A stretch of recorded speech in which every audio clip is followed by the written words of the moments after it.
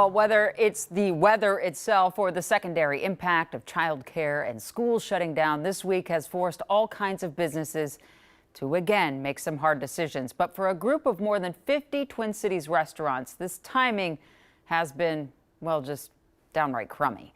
That's because this is Minneapolis-St. Paul Magazine's Restaurant Week. And for those that participate, it means extra business, extra preparation, just lots of extras that probably weren't met, right, Kent? Yeah, it does, Jana, which is why it was extra painful when many started seeing canceled reservations and had to close their doors due to the weather. Fortunately, the popular promotion has been extended, and those taking part say those extra days will mean more than many realize.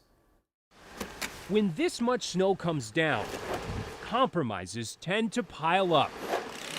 From who will clear the sidewalk, get out of the house, come on down, to who will get the kids out of the house. Just trying to get fresh air and move around a little bit, right? But on a day when even walking sticks require a substitute, Icicle. South Minneapolis could still count on Broder's Italian Deli. Thank you. always. Appreciate it. And for owner Charlie Broder, That's great. being open for the neighborhood And it'll be up in just a few. has always been central to his family's business. Thank you for coming down, I really appreciate it. He's definitely not just saying that after a week like this. Traffic in the deli has slowed to a crawl in recent days, and yet it seemed brisk compared to the family's other restaurants across the street. Some of the slowest business volumes we've seen in many, many years. In years, is what you said? Well, I mean, Beyond the disregarding the pandemic. pandemic, you know, it's an interesting situation. I think we're so aware now of how bad it can get. We're down 90% yesterday here at the Pasta Bar. We're down 78% at Terrazzo. You know, those are really dramatic numbers, but there's nothing that comes before safety. And I think that the reality is that we don't want people to try and get here in an unsafe manner.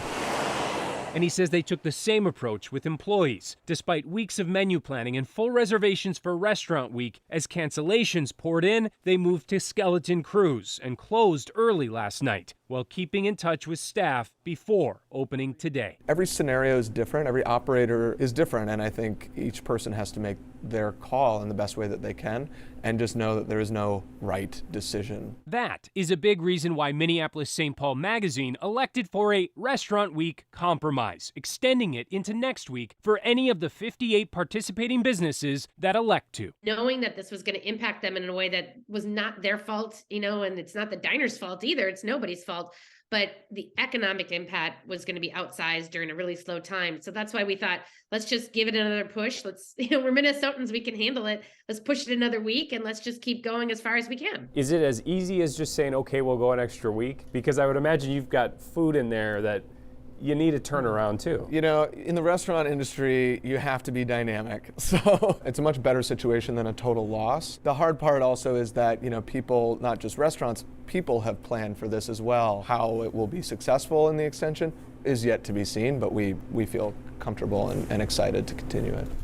Though he's probably not as excited as the neighborhood already is. We were grateful that we saw that they could get in and serve locals, and hopefully the people who are able to at least walk and get there are able to get some food and support a local business. In the meantime, Jenny Volden's just glad she didn't have to compromise on dinner. We were lucky that we're just an alley away to pick up a pizza and sandwich during the snowstorm.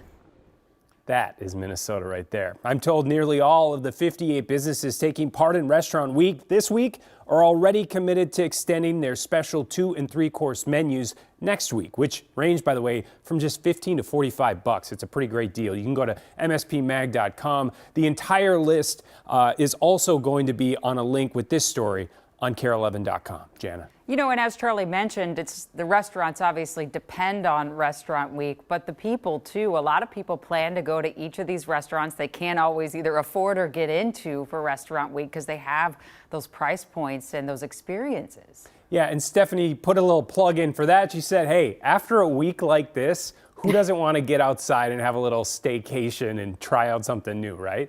Right, we just got to find the childcare if you and I want to get anything other than a slice of pizza with our kids. We'll take a day. We'll each take a day. Yeah. All right. Thanks so much, Kent. We appreciate it.